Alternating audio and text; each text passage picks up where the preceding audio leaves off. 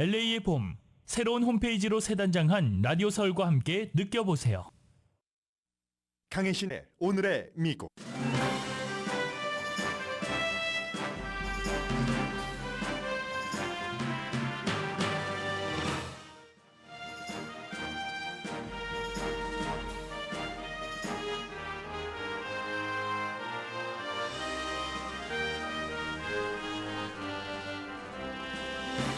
열다섯 명의 케네디 가족이 오늘 같은 가족인 로버트 케네디 주니어를 제치고 바이든 대통령을 공식 지지합니다. 무소속으로 출마한 오빠 로버트 케네디 주니어를 비난하는 동생 캐디 케네디 등이 바이든을 공식 지지한 뒤에 가가호호 방문 캠페인도 합니다. 트럼프 전 대통령은 다시 뉴욕의 형사법정에 앉게 됩니다. 7명이었던 배심원은 1명이 신원 공개를 우려해서 6명으로 줄어들었습니다. 트럼프 전 대통령은 어제는 폴란드 대통령을 뉴욕에서 만났습니다. 바이든 행정부는 오늘 이란에 들어온 철강, 자동차 산업에 새로운 제재를 했습니다. 이스라엘이 이란에 대한 보복 공격을 하지 않는 대신 라파 공격을 묵인했다는 보도는 단호하게 부인합니다.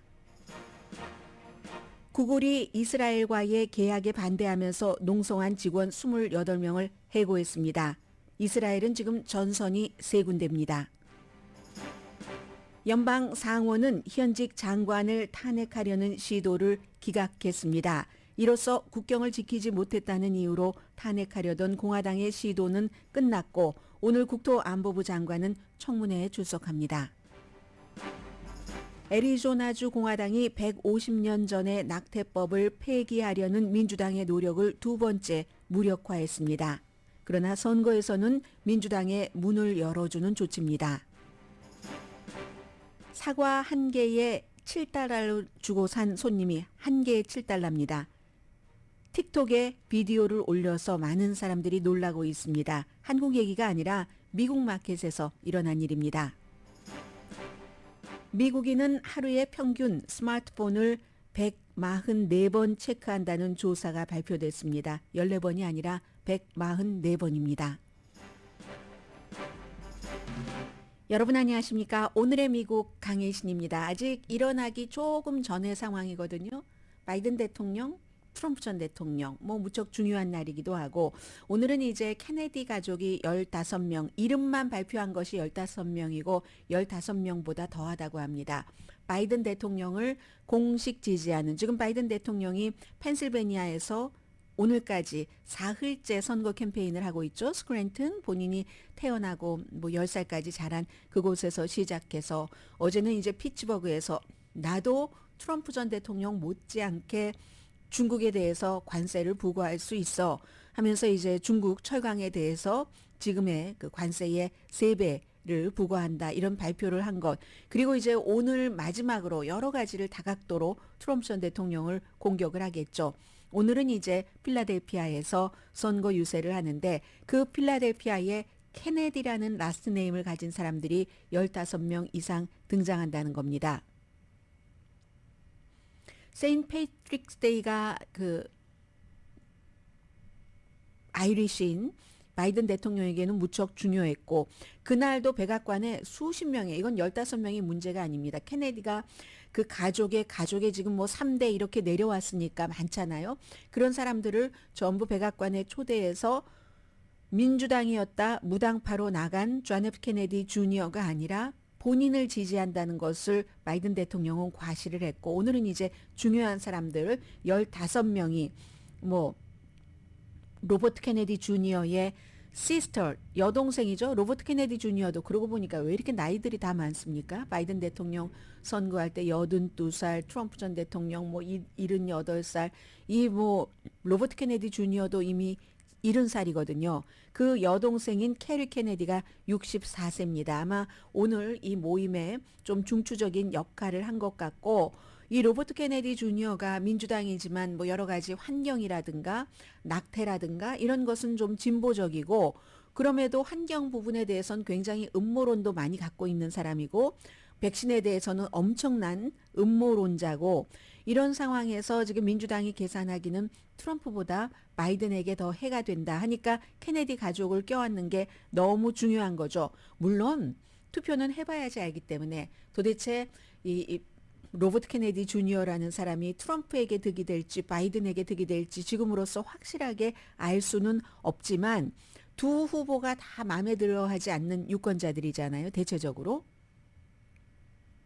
그런데 구태여 따지자면 트럼프 전 대통령을 지지하는 사람들이 조금 더 트럼프 전 대통령과 가깝게 딱 붙어 있고 바이든 대통령은 뭐 딱 붙어 있는 건 아니죠. 민주당 유권자 가운데서 트럼프 전 대통령을 지지하는 사람과 비교할 때는 그럴 때는 중간에 뭔가 매개체가 있으면 그쪽으로 딱 쏠려 나가기 쉽다 해서 이제 지금 그 더군다나 그 이름 자체가 케네디 보통 사람들은 일상생활 하느라고 너무 바빠서 케네디가 음모론의 대부처럼 돼 있는 것, 로버트 케네디 주니어가 이런 것을 알지 못합니다. 그냥 케네디 집안이니까 이 사람 뭐 설령 무소속으로 나왔다 할지라도 민주당이겠지?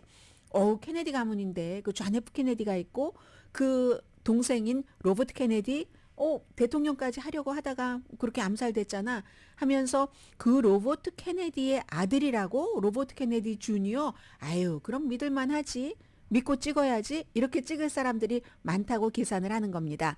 그러니까 중간중간 일이 있을 때마다 케네디 가문에서 바이든 대통령 쪽으로 쫙 몰려주는 거죠. 케네디도 미국은 모든 분야가 마찬가지지만 정치도 그들만의 리그, 그들만의 레가시가 있습니다. 클린턴 가문, 뭐 오바마는 오바마 한 사람으로 끝났지만 이렇게 케네디 가문이야 얼마나 많이 이 미국의 정치사에 큰 그 역할을 남겼습니까? 로버트 케네디 그 다음으로 에드워드 케네디도 있었고 그리고 이제 오늘 바이든 대통령을 지지하려고 하는 또 다른 이제 매사추세츠에서 연방 하원 의원을 지냈고 지금은 이제 특별 대사로 돼 있는 이런 사람들 케네디는 케네디 가문의 그 정치의 레가시를 지키고 싶어 합니다.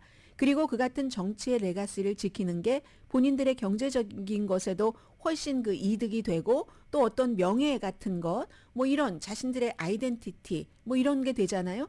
그래서 도저히 우리 오빠 무슨 뭐 우리 동생 이 로버트 케네디 주니어는 아니고 바이든이다라고 얘기를 하는 겁니다. 그래서 이제 도널드 트럼프의 터무니없는 거짓말과 행동이 이게 법무장관으로서 그 로버트 케네디 딸이 얘기를 하는 거예요. 캐리 케네디가 오늘 바이든을 지지할 법무장관으로서 법을 지키고 정직하게 이렇게 하는 것을 생명처럼 알았던 우리 아버지가 아니 미국이 지금 저렇게 거짓말을 일삼아서 일삼는 것보다 더하는 트럼프의 터무니없는 저 같은 행동을 볼 때는 아버지가 너무나 기가 막혀 하실 거다. 살아계셨다면 너무 놀라셨을 거다. 법을 지키고 국가를 보호하겠다는 약속을 또 지켰었던 돌아가실 때까지 그런 얘기를 캐리 케네디가 합니다. 아직까지 그 바이든 대통령과 같이 등장하진 않았지만 오늘 아침에도 보니까 굿모닝 아메리카에도 출연을 해서 얘기를 했고요. 아빠라고 얘기를 합니다. 데디 이렇게 얘기를 하면서 평생을 정의, 인권 그리고 이제 두려움 이런 것으로부터 자유 이런 것을 지켜야 된다 하고 일을 하셨던 분인데 그게 바로 오늘날 바이든 현 대통령이 하는 것이다. 바이든 대통령이 모든 사람들의 권리와 자유의 챔피언이다. 트럼프는 거짓말장이다. 이제 이렇게 딱 결론을 지어버린 겁니다. 그래서 이제 바이든 대통령이 오늘 행사에서는 아무래도 오늘의 미국이 진행되는 동안은 아닐 것 같아요. 그래서 이제 로버트 케네디의 법무장관의 손자인 조 케네디 3세 매사추세츠 몇 지역구인가요? 아무튼 4지구네요. 의회 의원을 했고 2022년까지 그리고 이제 지금은 북아일랜드 대사입니다. 그래서 많은 사람들이 뭐 로버트 케네디 손자도 있고 뭐 그 가족들이 오늘 다 모이면서 바이든 대통령이 어떠한 그 연설을 하겠죠. 연설을 하고 나서 이 케네디 가족은 그 펜실베니아에서 이제 가가호호 방문도 하고 미리 다 뭐 정해놓은 집들이겠죠.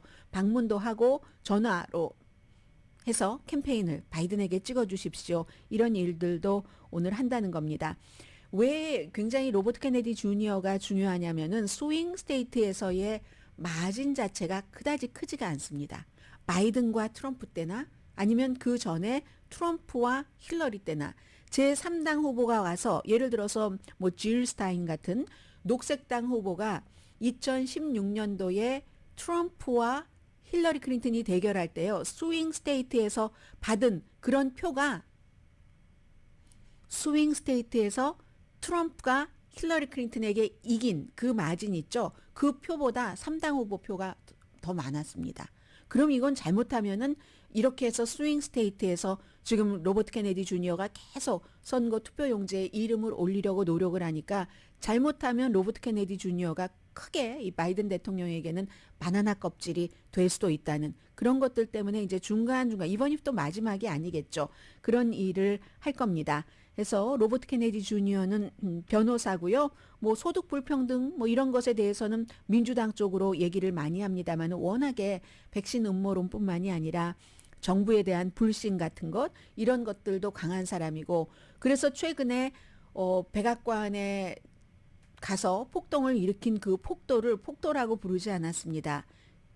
액티비스트라고 불렀고요. 미국은 그 같은 운동가 활동가의 헌법상의 자유를 박탈했다. 이래놓고는 그런 걸 초지일관 지키던가 그 다음날 바로 비난이 엄청나게 쏟아지니까 내 말은 뭐 그게 아니었고 뭐 그게 아니었고 이렇게 변명을 한다던가 아니면 또 그 전에는 트럼프보다 바이든이 미국의 민주주의에 훨씬 위협이다 이런 얘기를 합니다. 왜냐하면 본인이 싫어하는 일을 본인에게 했기 때문에 본인이 계속 음모론을 무슨 트위터 X 같은 데다 하니까 정부에서는 너무 요즘은 소셜미디어가 완전히 뉴스 매체가 돼버렸고 그 영향력이 너무 커지니까 대단히 엄청난 그 가짜 같은 것은 단속을 해주기를 원합니다. 그래서 이제 그러한 것들을 그 소셜미디어에 얘기를 했다고 본인의 표현의 자유를 위배를 했으니까 이게 이제 의사당 폭동 사건이나 이런 것보다 더 크게 보는 겁니다. 이 로버트 케네디 주니어는 본인에 해당되는 것이기 때문에 그래서 민주주의에는 트럼프보다 바이든이 더 위험하다. 이런 얘기를 하니까 그것도 그럼 계속 초지일관 지키던가 그것도 또 막 비난이 나니까 나중에 말을 바꿉니다. 제가 이 두 가지에서 뭘 보냐면요. 니키 헤일리 전 그 공화당 예비선거 후보가 한참 잘 나갈 때 막 뱅커들이 돈을 막 넣고 트럼프는 안 되겠다. 아무리 공화당이고 세금도 깎아주고 하는 건 있지만 불안해서 돈도 날아갈 것 같아. 세금으로는 깎아줘도 뭐 이런 식으로 생각을 하면서 니키 헤일리에게 막 그 돈을 줬습니다. 그러다가 니키 헤일리가 뭐 노예제에 대해서라든가 여러 가지에 대해서 뭐 좀 그 실언을 하죠. 실언을 하면 그때 이제 보이게 안 보이게 힘들이 조금 약해지기 시작하거든요. 지금 로버트 케네디 주니어도 이 같은 두 가지 발언 이후에 약간 힘이 약해진 그런 감은 아무튼 있습니다. 그리고 이제 바이든 대통령은 어제 그제 계속 트럼프 전 대통령을 아웃 오브 터치인 보통 사람과는 생활이 다른 그런 말하려고 스타일의 그런 엘리트주의자다 이렇게 얘기를 하고 비난을 했고 노동자들의 적이다 이렇게 얘기를 했고 오늘은 이제 케네디 가문과 같이 나오니까 이제 그런 미팅이 있는 순간부터 미국의 뉴스 사이클은 또 확 그쪽으로 탑 뉴스로 바뀌어서 내일 아침까지 뭐 여러 가지 분석이 이어지겠죠. 그리고 트럼프 전 대통령은 오늘 다시 형사재판 배심원 선정 작업이 시작이 됩니다. 어제까지만 하더라도 7명이었는데 뭐 영어 선생님도 있었고 테크놀로지 관련된 사람이 2사람, 변호사도 2사람이 있었고 세일즈 펄슨도 있었고 뭐 그랬죠.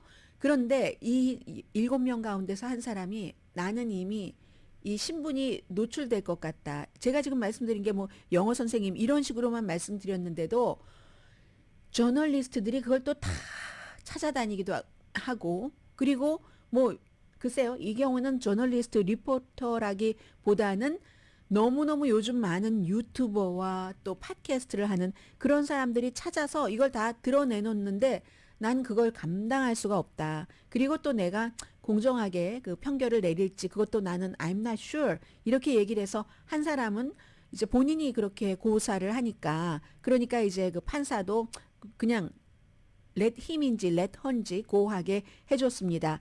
후앙 멀천 그 판사가 하는 말이 우리는 매우 훌륭한 배심원이었을 배심원을 잃었다. 아직 배심원으로 일하지 않았으니까 말이 이게 그 영어와 한국말로 이렇게 바꾸다 보면 가끔 재밌는 때가 있어요. 우리는 아주 훌륭한 배심원이었을 그 배심원을 잃었다. 이렇게 얘기를 했고, 그러니까 이제 7명에서 1명 또 빠졌으니까 12명에다가 6명 그 얼터너티브 대기조를 해야지 되니까 18명이어야지 되는데 지금 6명이니까 12명을 지금 새로 선정을 해야지 되고요.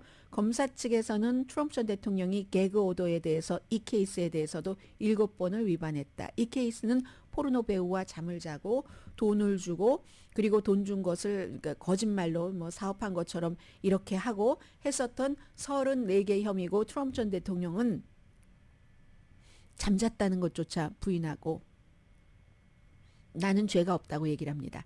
제가 포르노 배우와 잠자고 이 케이스 이렇게 말씀드리니까 어떤 분이 아니 잠잔 거 봤어요? 하고 저에게 따지시는 거예요. 아니 그런 잠을 안 자면 돈은 또 왜 줍니까? 그리고 잠을 안 자고 돈을 안 줬는데 여기까지 옵니까? 미국의 전직 대통령인데 형사재판까지 오겠느냐고요. 트럼프 전 대통령이 그 말을 믿으시는 건지 안 믿으시는 건지는 모르지만 그렇게 저에게 얘기하시는 많은 분들이 그런 생각을 할 거예요. 네가 봤어? 네가 봤냐고 이렇게 얘기하는데 제가 고추장인지 된장인지 안 찍어보고도 먹어보고도 알만할 뿐더러 그 비유는 적절하지 않지만 미국의 법적인 시스템이 잠도 안 자고 돈도 안 줬는데 그 돈 준 것을 사업상 거래로 잘못 조작을 했다고 하면서 그걸 또 약간 무리하다는 주장도 하고 있는 연방 뭐 선거법 위반에 걸어서 이렇게까지 세계의 재판을 이런 일은 그렇게 미국이 멍청하고 녹록하지 않습니다. 답이 됐습니까? 다시는 그 질문 하지 마세요. 그리고 그 또 이런 얘기도 있습니다. 그 마이크 코엔이라는 그 사람 때문에 이 사람이 그 포르노 배우에게 스토미 데니엘스에게 돈을 주고 받고 뭐 이런 과정에서 이 사건이 일어난 일이잖아요. 그런데 이제 그 트럼프 전 대통령이 다음 달에 그 막내 아들 고등학교 졸업식이 있는데 항상 뭐 어느 주나 비슷하기는 하지만 특별한 경우가 아니면 이 판사가 특별하게 그것을 익스큐즈를 해줘야지만 형사재판에서 피고인이 재판날 자리를 뜨고 다른 곳에 갈 수가 있습니다. 재판에 나오지 않는다든지. 그래서 처음부터 말씀을 드린 겁니다. 트럼프 전 대통령이 재판을 받게 되면 재판에 중요하고 심각하고 이것보다도 오히려 그 재판 스케줄 때문에 모든 것들이 트럼프의 캠페인이 망가져 버린다라고 말씀을 드렸잖아요. 지금 이 그 후앙 머천 그 판사가 트럼프 전 대통령이 아들의 졸업식에 갈 수 있는가 없는가 여기에 대해서 아직 결정을 내려주지 않고 있습니다. 연기하고 있거든요. 뭐 may not 가라고 할 수도 있고 가지 말라고 할 수도 있고 그러나 다음 주에 있을 의사당 그 폭동 사건 이것과 관련된 어떤 것에는 청문회에는 가지 못하도록 당신 지금 피고인이야. 여기서 지금 재판 받아야지. 어디 거길 안 가도 되는 데니까 거기는. 이런 그 재판 형사재판 이 날짜는 조절들을 하거든요. 서로. 그래서 이제 그렇게 했고 아들 것은 아직 5월 달이니까 아직 최종적인 결정을 하지 않았습니다. 그런데 여기에 대해서 마이크 코엔이 하는 얘기가 아니 트럼프 전 대통령 아들 그 졸업식에 못 간다고 아직 결정된 건 아니에요. 그런다고 판사를 엄청 욕하던데 내가 생각할 땐 너무 우스꽝스럽다. 내가 아는 트럼프는 자녀들의 졸업식에 간 적이 없다. 이렇게 얘기를 했습니다. 근데 나중에 알고 보니까 큰아들의 고등학교 졸업식에는 갔답니다. 아니 아들의 졸업식들의 아들, 딸 유난히 또 자녀도 많잖아요. 가지도 않는 사람이 그렇게 얘기하는 것이 굉장히 우스꽝스럽고 오히려 베론과 막내 아들과 와이프는 안 오는 걸 더 좋아할 것 같다. 뭐 이렇게 얘기를 하기도 했고요. 어쨌든 그런 일이 있고 그리고 이제 이 사람은 마이클 코엔이 지금 피고 우리가 자꾸 트럼프 전 대통령이 피고라는 사실을 잊어버리는데 피고에게는 개인적인 스케줄 같은 것들이 정말 사실 원래대로 따지면은 익스큐즈가 돼서는 안 되는 거죠. 본인도 감옥에 들어갔기 때문에 그 감옥에 들어갈 때 본인의 말로는 트럼프의 지시에 의해서 트럼프에 유리하게 일을 한 그 혐의로 감옥에 들어갔는데 그 감옥에 들어가 있는 동안 뭐 와이프의 뭐 생일이기도 했고 뭐 결혼 25주년이었기도 했고 나는 그런 거 한다는 거 상상도 못했다 뭐 이런 얘기도 합니다. 그래서 이 케이스에 대해서도 왜 그 돈 심부름을 한 사람은 감옥살이까지 했는데 그럼 깃털이잖아요. 몸통은 그럼 무죄가 돼야지 되는가? 뭐 이런 여러 가지 아무튼 일이 있고요. 그리고 그 사이에 안제이 두다 폴란드 대통령이 어제 뉴욕에서 트럼프의 스케줄에 맞춰서 뉴욕을 떠날 수가 없어요. 6주일이나 8주일 동안. 그래서 트럼프 타워에서 만났습니다. 폴란드의 이 두다 대통령은 오랜 동안 트럼프 전 대통령에게 너무나 존경심을 표한 사람입니다. 서로 좋아하는 사이예요. 이 헝가리 총리나 마찬가지로 빅토르 오르반과 마찬가지로. 그런데 하나 다른 게 있죠. 폴란드의 이 두다 대통령은 이 우크라이나, 왜냐하면 러시아와 국경이 바로 우크라이나 다음에 타겟이 폴란드가 되기 때문에 우크라이나를 강하게 미국이 지원해 주기를 원하는 겁니다. 어제 한 2시간 반 동안 뭐 밥도 먹고 트럼프의 개인 아파트먼트에 초대가 돼서 그래서 뭐 얘기도 하고 했다고 하니까 어떤 얘기를 하는지 모르겠어요. 이 사람은 어느 정도로 트럼프를 좋아했냐면 폴란드의 군사기지 이름을 트럼프 이름으로 하려고 했어요. 포트 트럼프로 하려고 했었던 적도 있고 2025년도에 임기가 끝나는데 지금은 이제 그 전에 러시아가 우크라이나를 완전히 점령하고 나면은 다음 단계가 오기 때문에 그리고 본인은 물러나도 본인의 레가시라는 게 있으니까 아마 그런 여러 가지 부탁도 했겠죠. 분위기 좋았다고 하고 트럼프 전 대통령이 지금 대통령이 아닌데도 불구하고 그럼 폴란드 대통령과 바이든 행정부가 조금 불편할 수도 있을 수도 있잖아요. 그런데 흔히 그럽니다. 이제 여당이 있고 야당 지도자라든가 이 사람은 야당 지도자는 아니지만 대선 기간 동안에 대선 후보가 될 게 확실하고 대통령이 될 확률은 50%잖아요. 그러면 지금의 여당에서도 백악관에서도 익스큐즈 해줍니다. 익스큐즈 해줘서 얼마 전에는 뭐 데이빗 카메룬 영국의 외무장관도 왔었고 또 우파의 인기 영합주의자 아르헨티나 대통령 하비에르 밀레이도 이런 사람들과 친해요. 트럼프 전 대통령 2월 달에 만났습니다. 아무튼 그런 일이 있고요. 그래서 오늘은 오후에는 전체적으로 트럼프 전 대통령 법정에 출두한 것 그리고 바이든 대통령 케네디 가문 사람들에 둘러싸여서 캠페인하는 것이 탑 뉴스가 될 겁니다.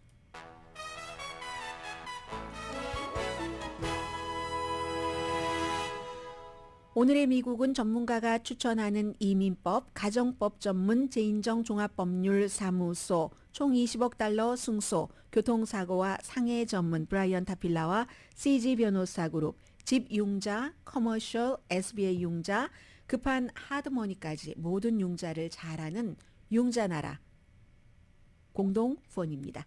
잠시 뒤에 가끔은 이제 무슨 국제 뉴스라든가 세계 뉴스라든가 그리고 미국 뉴스 가운데서도 뭐 정치 뉴스가 많은 건 사실이에요. 그런 뉴스를 전해드릴 때 이걸 어떻게 일상생활과 연관이 되는 부분을 강조를 하나 이런 생각도 들고 그런데 사실은 연관이 안 돼도 굉장히 중요한 뉴스들인 건 사실입니다. 오늘의 미국에서 이 뉴스를 전해드리는 것은 여러분들께서 너무 바쁘셔서 일일이 뉴스를 챙겨보실 수 없으니까 제가 여러분의 종이 돼서 다 챙겨서 좀 쉽게 전달을 해드리는 것. 내가 살아가는 세상에서 어떤 일이 일어나는가를 아는 것은 모르는 것보다 훨씬 좋지 않으세요? 그리고 나 혼자만의 일이 아니라 사회에서 동료와 얘기도 해야 되고 또 나보다 훨씬 영어에 능숙한 우리 자녀들, 뭐 남편, 와이프와도 대화를 해야지 되니까. 그래서 사실은 다 나의 실생활에 돈 벌어주는 일이 아니더라도 중요한 거 사실입니다. 잠시 뒤에도 아마 그런 이슈가 포함되어 있는가 보죠. 미리부터 딱딱한 뉴스가 나올 수도 있다는 변명을 하는 걸 보니까요. 저는 재밌던데요. 잠시 뒤에 뵙겠습니다.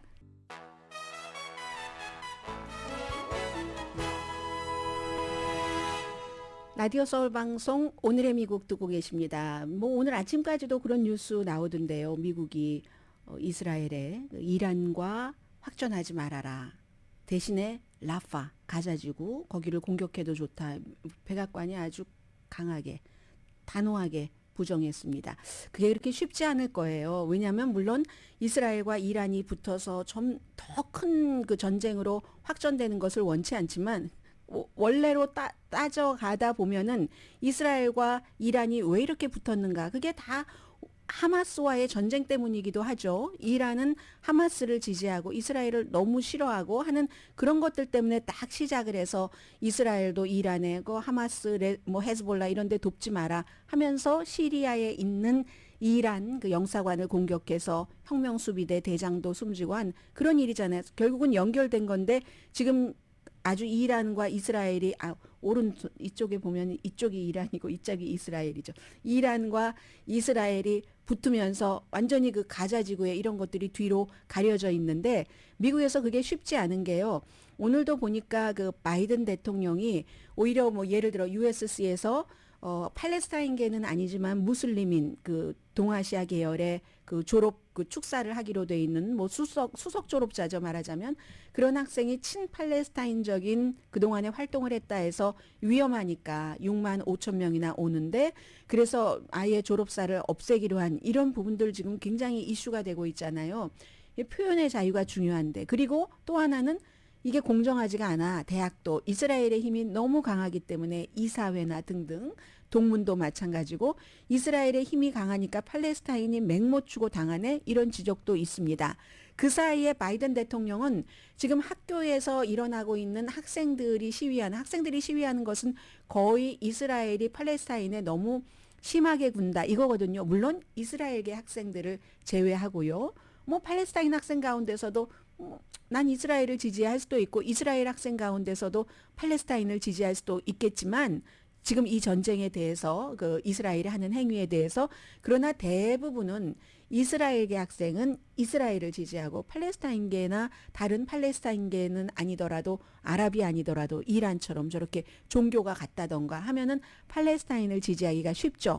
바이든 대통령 측에서는 대학교에서 일어나고 있는 이 같은 그 위험함, 불화 여기에 대해서 학생들을 지지한다라고 얘기를 했거든요. 대부분의 학생들 지금 왜 문제가 되는가? 친팔레스타인적인 시위를 하기 때문에 문제되는 거죠. 어제도 의회에서 콜롬비아 대학교에 무슨 뭐 이사회에 누구 총장까지 다 불러 모아놓고 얘기를 하고 다짐을 받는 거잖아요. 유대계 어떻게 잘해주겠어? 안 잘해주겠어? 이렇게 하고 네. Yes, sir. 잘하겠습니다. 어제 그 콜롬비아 대학교의 총장은 다른 하버드나 뭐 유펜의 총장들과는 좀 달리 얘기를 하던데요. 처음부터 고개를 팍 숙이던데요. 고개 처음에 숙이지 않은 사람들은 결국은 이런저런 이유로 뭐 사임해버렸고 이 사람은 지금 사임하지 않고 살아남았잖아요. 고개 팍팍 숙였습니다. 그런데 바이든 대통령은 학생들이 하는 게 맞다. 이 정도를 얘기했습니다. 뭘 말합니까? 선거철에 젊은이들의 표를 말하는 거죠. 미시건에서 그리고 무슨 뭐 미네소타 같은 데서 민주당이면서도 예비선거에서 아니 왜 저렇게 이스라엘만 싸고 돌아 하면서 바이든 대통령에게 표를 찍지 않는 사람들이 많잖아요. 젊은 사람들을 생각을 하는 겁니다. 그렇기 때문에 이스라엘 그래 라파 지상군 들어가서 맘대로 부수고 해봐 이렇게 얘기하긴 힘들다는 걸 겁니다. 물론 어느 정도의 어느 정도의 허용을 하고 어느 정도의 이란을 치지 말라는 허용을 받아내고 하는 이런 수합 정도는 있을지 모르지만 아니 이스라엘이 라파 그래 너네 지상군 들어가서 다 그냥 때려부셔 이거는 좀 힘들 것이라고 보여지거든요. 지금 바이든 대통령의 정치적인 입장에서도 볼 때도 이스라엘은 지금 전선이 세 군데죠.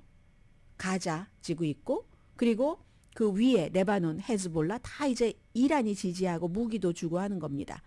뭐 수십 년 동안 분쟁이 된 거죠. 그리고 제일 중요한 전선이 이란과의 전선인데 이스라엘은 아직까지 이제 어떻게 이란을 보복을 하는가 보복을 하기는 한다고 하고 논의 중인 것 같습니다. 그리고 오늘 이제 미국과 이스라엘이 그 줌 미팅을 하겠죠. 그런 줌 미팅을 했고 그리고 이스라엘이 이란을 공격하긴 한다. 어떤 식으로든 간접이든 직접이든 이란 바뀌든 이란 아니든 군사시설 제한적인 군사시설이든 핵시설이든 핵시설은 아닐 것 같아요. 지금의 분위기로 보면 국제사회가 너무 반대하니까 그래서 그런 공격이 임박했다. 이게 영국 정보국이 파악을 한 거랍니다. 그걸 폴리티코가 보도를 했거든요. 그리고 어제도 이스라엘이 뭘 무슨 짓을 하면은 국제사회에서 별로 비난을 안 합니다. 어제도 이제 그 헤즈볼라 미사일이 이스라엘 북부에서 14명의 이스라엘 군인에게 부상을 입혔더니 세계가 난리가 났어요. 그런데 그 전에 무슨 일이 있었냐면 이스라엘 미사일이 또 레바논에 있는 그 헤즈볼라 사령관을 공습해서 이건 완전히 부상이 아니라 살해했습니다. 그러니까 하루 뒤에 이제 이렇게 한 것이고 이번에 이란도 마찬가지로 뭐 사령관이 숨지니까 이스라엘을 공격을 했고 이스라엘은 있을 수 없어 하고 지금 보복 공격한다고 하는 거고 그 사이에 이제 주목도 별로 받지 못하고 가자지구 라파에 있는 사람들 사진을 보니까 나이 드신 어떤 여성 두 분인데요. 그냥 다 내려놓고 살기가 너무너무 힘들어요. 지금까지 할 수 있는 거 다 해봤지만 너무 힘들어요 하는 그런 그 표정의 분들이고요. 이스라엘이 이제 추가로 보병과 무장한 군인을 가자 지역에 배치하는 것은 사실인 것 같습니다. 그리고 원래 하려고 했으니까 그걸 이제 미국이 정말 전면적으로 그래 맘대로 해봐 하느냐 하더라도 살살해라 하느냐 이 차이가 있겠죠. 그리고 군인들도 경계태세를 하고 4만 개의 텐트를 준비했다고 이스라엘이 엄청 자랑합니다. 우리는 팔레스타인 난민을 생각해서 4만 개의 가자지구의 작전, 군사작전에 대비해서 4만 개의 텐트를 준비했다. 아니 230만 명이 살고 있는 그 가자지구를 초토화해놓고 그리고 북쪽에서도 계속 뭐 아파서 내려오지도 못하고 부모님 때문에도 내려가지도 못할 뭐 그러니까 월남하는 거잖아요. 이렇게 남쪽으로 내려오는 거 피난 가는 거 못할 사람들도 다 내려가라고 하고 내려간 뒤에 집은 다 파괴해 놓고 내려와서도 계속 여기저기 펑펑 터뜨려 가지고 다 사람 숨지게 하고 먹지도 못해서 아이들은 피골이 상접해 있고 그러면서 우리가 텐트 4만 개 준비했다고 너무 자랑스럽게 이게 홍보하는 이스라엘이 저는 이 점에서 싫다는 겁니다. 다른 점이 아니라 그렇게 수백만 명을 아니 수백만 지금 라파에도 150만 명 이상이 살고 있는데 4만 개 텐트가 무슨 코끼리 비스켓도 아니고 이게 뭐 하는 자는 겁니까? 바이든 행정부는 오늘 이란의 드론, 철강, 자동차 산업에 새로운 제재를 발표를 했습니다. 며칠 동안 계속 한다 하는 걸 한 거죠. 그래서 이제 드론 생산과 관련된 뭐 16명 또 회사 2군데를 대상으로 했는데 확전을 원치 않는 거예요. 이건 이제 이스라엘에 우리 이만큼 했으니까 좀 살살 해줘 하는 그런 것이고 또 역시 이제 이란이 드론 같은 프로그램으로 돈을 많이 벌잖아요. 미국이 경제 제재를 해서 돈도 없는데 그걸 또 돈줄을 또 막는다는 경제 압박을 하는 거고요. 아무튼 그렇습니다. 그리고 제일 중요한 것은 월요일에도 또 뭐 이란이 사실은 보복 공격을 하려다가 보류했다고 하는데 왜 보류했겠습니까? 미국의 힘이 가장 컸겠죠. 바이든 행정부 이스라엘이 이란에 대한 보복 공격 안 하고 라파 공격하는 거 묵인했다는 이 보도에 대해서 거의 뭐 화나는 수준으로 비난을 하던데요. 그리고 나서 묵인했다는 사실이 알려지면 큰일 나겠죠. 그렇게 묵인할 수는 없을 것 같다는 느낌은 듭니다. 자, 그리고 하나만 더 짧게 말씀드리고 조금 재미있는 거 있는데 뒤에 말씀드려야 되겠네요. 그래도 미국이 어떻게 돌아간다는 것은 말씀드려야 되잖아요. 어제 그 알레한드로 마요르카스 국토안보부 장관을 상원에서 탄핵하려는 그 절차가 논의도 시작되기 전에 기각됐습니다. 논의를 하려면 항상 미국 의회에서는 몇 명 어떤 그 정족수가 있어야지 논의가 시작이 되잖아요. 그리고 상원이라고 하면 이미 하원에서는 탄핵됐다는 겁니다. 공화당 하원이 탄핵을 시켰죠. 국경을 저렇게 한다고. 그럼 민주당은 이 국토안보부 장관으로서는 난민이고 무엇이고 지금 있는 법에 따라서 집행을 해야지 되니까 있는 법에 따라서 집행을 한 것이다. 그리고 이제 이 탄핵은 어차피 안 될 것을 알면서 정치적으로 한 것은 다 압니다. 하원에서 공화당이 탄핵을 시켜서 보냈는데 상원에서는 민주당이 다수당이잖아요. 하원은 공화당이 다수당이고 51대 49입니다. 그래서 민주당이 전원이 찬성을 해서 어떤 식으로 찬성을 했냐면 이게 상원에서는 상원이 재판부예요. 그러니까 뭐 예를 들어 하원이 검사 측이라면은 더 이상 거론 깊이 가지도 않도록 dismiss 기각시킨 겁니다. 케이스를 민주당이 다수당이니까 당연히 기각시킬 수 있었고요. 이렇게 하는 건 헌법에 위배된다 하는 게 민주당의 얘기인데 공화당은 또 뭐라고 얘기하냐면 미치 매코넬은 아니 탄핵이라는 것을 논의조차도 하지 않고 이렇게 그냥 기각시키는 건 말도 되지 않는다 하니까 또 다른 공화당의 이 밋 럼니 이 사람은 이제 76세인데 더 젊은 사람들에게 길을 연다 하면서 재선에 나가지 않겠다고 했잖아요. 몇 번인가 공화당 공화당 후보이기도 했고 오바마와 결혼했었잖아요. 밋 럼니가 아마 미치 매코넬이 원하는 대로 논의를 했으면 오히려 공화당의 여러 명은 도저히 양심상 이 기각에 찬성을 했지 이 사람을 탄핵해야지 된다는 표를 던질 수가 없었을 것이다. 이제 이렇게 얘기를 했기 때문에 결국은 토론조차 없이 이 사람의 탄핵을 기각한 것은 공화당의 굉장히 당혹스러운 패배입니다. 여기서 하나 볼 수 있는 것은 그만큼 탄핵 사유가 안 된다는 것을 알면서도 탄핵이 안 될 것을 알면서도 밀어붙인 이유는 국민들에게 보라는 겁니다. 국경 이슈가 이민 이슈가 이만큼 중요하니까 민주당이 잘 못하고 있으니까 우리 공화당을 찍어주세요. 트럼프 전 대통령을 찍어주세요 하는 그런 얘기가 되고요. 잠시 뒤에 사과 한 알에 7달러라고 해서 깜짝 놀랐는데 잘못된 게 아니라 정말 7달러라는데요. 미국에서. 보스턴에 살고 계신 분들 그렇습니까? 어떤 그 스토어에 가면은요. 잠시 뒤에 전해드립니다.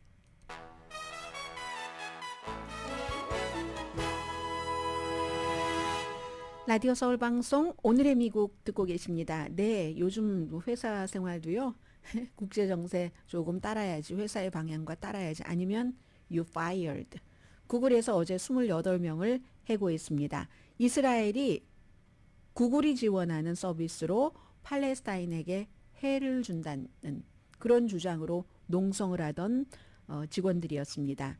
그래서 이제 뭐 뉴욕이라든가 시애틀 또 그 써니벨 캘리포니아주에서 농성을 하던 그런 사람들인데 그 이름 자체가요. 프로그램 이름 자체는 어제는 알았는데 또 몰라졌어요. 님버스였죠. 님버스를 2021년 이스라엘과 구글 여기는 이제 아마존도 들어갑니다. 이 클라우딩 서비스 같은 건데 12억 달러의 계약을 해서 지금 계속 하고 있는데 이걸 가지고 여러 가지를 해서 결국은 팔레스타인 사람들에게 해를 준다는 얘기고요. 구글 측에서는 그게 우리가 해주는 게 그렇게 예민한 게 아니다.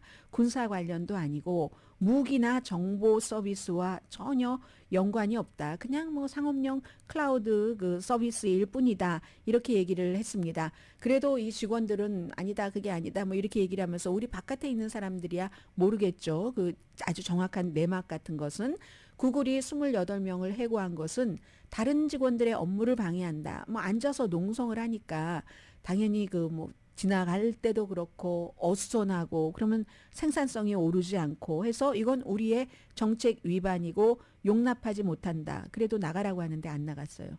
법 집행관이 와서 쫓아냈답니다. 그리고 또 28명인데요. 해고된 직원의 일부는 이 농성 자체는 하지 않았답니다. 그러나 오히려 뒤에서 조정을 했다. 이렇게 이제 구글 측에서는 볼 수도 있겠죠. 그러면 해고당한 직원들은 가만히 있느냐? 우리 불법적인 해고는요. 오히려 더 불을 붙일 겁니다. 이러니까 이제 이게 어떻게 될지 뭐 조금 더 무슨 일이 있을지 뭐 뒤에 얘기가 나오긴 나올 것 같습니다. 사과 한 알에 7달러를 주고 산 손님이 틱톡을 올렸어요. 저는 처음에 이거 제가 알고 있는 그 홀푸드 마켓 어디 바깥인 줄 알았어요. 홀푸드 마켓이 이제 거기가 바깥에도 안에도 그렇지만 먹을 수 있도록 테이블을 마련을 해놓잖아요. 어떤 젊은 그 에이시안계 그 여성인데 이 여성이 이게요 막 열정적으로 얘기합니다. 이게 얼마인지 아세요? 이 사과가요. 뭐 슈가비 저는 슈가비는 슈가자가 들어가서 한 번도 사보지 않았는데 굉장히 비싸고 맛있는 사과이긴 하다면서요. 슈가비 이게 얼마인 줄 아세요? 얼마인 줄 아시냐고요. 내 손 안에 꽉 들어갈 뿐인데 7달러예요. 제가 이 계산이 잘못됐는 줄 알고 직원에게 물어봤더니 맞다는 겁니다 하면서 젊은 사람이 이제 틱톡용이니까 아무튼 뭐 욕 비슷한 것도 섞어가면서 그렇게 했거든요. 그랬더니 많은 사람들 반응이 네가 홀푸드에 간 것이 잘못이지 뭐 이렇게 얘기하고 홀푸드 또 웹사이트에는요 이 슈가비 이게 나온 뒤에 슈가비에 이 나온 뒤도 아니고 슈가비에 파운드에 3달러 90센트 그럼 7달러가 되려면 28온스가 돼야지 된다는 얘기래요. 아무튼 저는 계산은 잘 못하니까 모르지만 어쨌든 아무튼 사과 한 알에 7달러라는 겁니다. 제가 사 먹는 사과는 갈라 사과는 트레이더조에서 한 개에 69센트인데 그렇다고 하면서 말이 되느냐 막 이렇게 얘기를 하니까 사람들이 아예 거기를 잘못 갔지. 거기 그 파킹랏에 보라고 얼마나 좋은 차들만 있는가. 첫 번째 실수는 홀푸즈에서 쇼핑을 한 거. 두 번째 실수는 엄청나게 사과 7달러 주고 산 게 억울할 정도가 되면은 수명을 연장할 만한 꼭 그런 것을 사는 것도 아닌데 그럼 왜 그렇게 비싼 거를 샀는가. 그런 거 안 사면 돼. 특히 슈가비는 비싸. 뭐 이런 얘기를 많이 하는데 슈가비라는 사과가요. 1990년대 워싱턴에서 우연히 만들어졌대요. 왜 사람들 많이 좋아하는 한국 분들 좋아하시는 무슨 뭐 허니 스크립, 허니 크립 이 바삭바삭하다는 그것하고 뭔가 이렇게 교배가 된 거라고 하거든요. 아무튼 이런 얘기가 지금 사람들 사이에서는 엄청나게 오늘 홀푸즈 이거 막느라고 힘들었을 거예요. 저도 관심이 있어서 봤으니까. 근데 아니 암만 그래도 사과 하나에 7달러짜리는 잘 모르겠는데요. 이것도 잘 모르고 하는 말일 수도 있어요. 저도 그 사정이 있겠죠.